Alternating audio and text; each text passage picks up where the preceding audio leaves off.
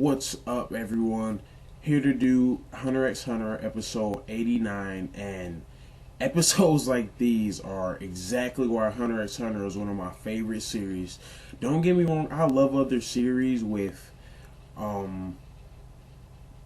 other sorts of fighting, but I just really like the real aspect of how they fight. Like, don't get me wrong, obviously Nen isn't real, but just the very strategical end of how they fight. I don't know, I just really enjoy it because there are always reasons why stuff can happen, stuff can't happen, and we just get a lot of explanations this week, and I really enjoyed it. So we start off the episode where we left off before, and Knuckle is telling Gon what his weaknesses are. I figured speed was one because I have just never seen Gon do that while he was moving, and I figured that was one of his weaknesses at least, and that was no surprise to me. But I thought it was so interesting that I really love the strategical aspect of how they have to use Nen to cover parts of their body. So I guess when Gon charges his Nen, it leaves his other spots vulnerable.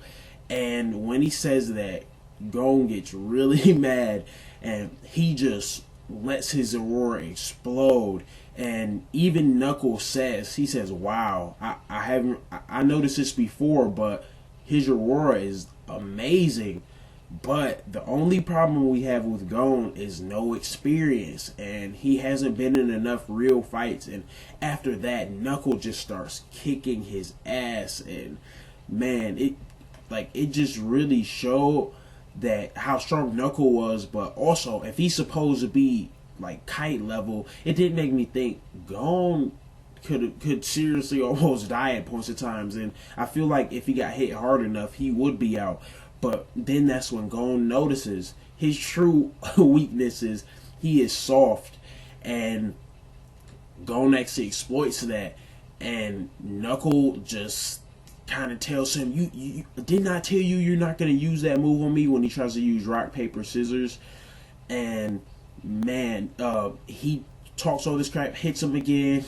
Then he's in his face, and after that, when Gon just starts to destroy him verbally, he just kind of freezes up for a second, and man, he uses his strength, his weakness as his strength, and it throws Knuckle off guard. He just charges one up, but he's anticipating for him to attack, and he just goes behind him, trips him, and punches him. So he finally gets to hit Knuckle, which I was like, oh man, is he ever going to touch him? But I figured it would happen eventually. But I just really liked, because I don't read the manga, so I have no idea what's going to happen, but I just really liked how it was so strategic, and he just goes behind him and hits him like I just said.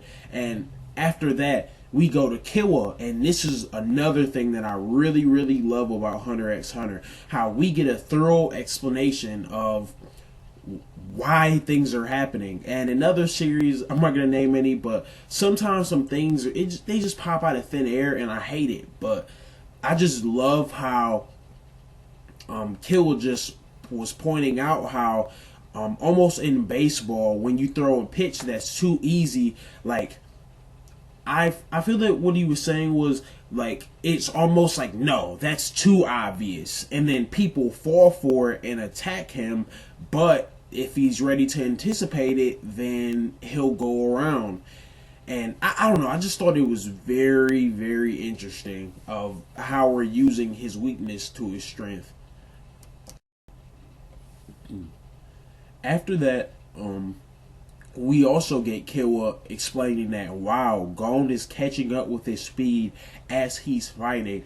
And I really like that while he's fighting, he's been gaining experience and getting better and better.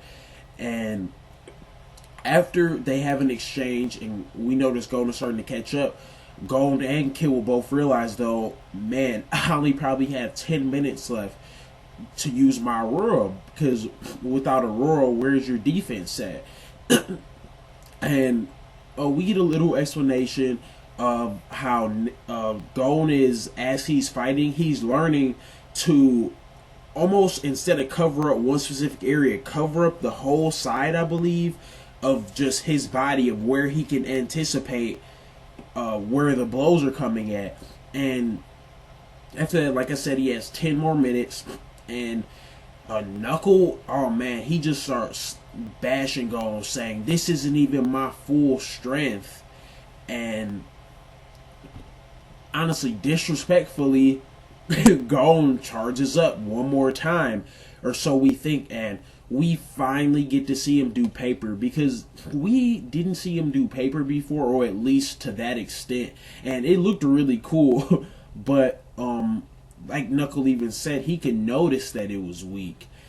And oh man, it was just so sick how he uses it as a distraction, and he ends up behind him, and man, Knuckle got so lucky, and it was so cool. It was such a awkward silence after, because Knuckle knew, he's like, I should have just lost, and it was just such an awkward silence. And honestly, I didn't think Knuckle was gonna let them go. I thought he said he was gonna fight Killua, but I really like that he wants to defeat Shoot instead of Knuckle, and like, he knows about Gon. That's his fight. I don't think Gon will let Killua fight him anyways. But after that, they leave, and we get something very odd out of Killua.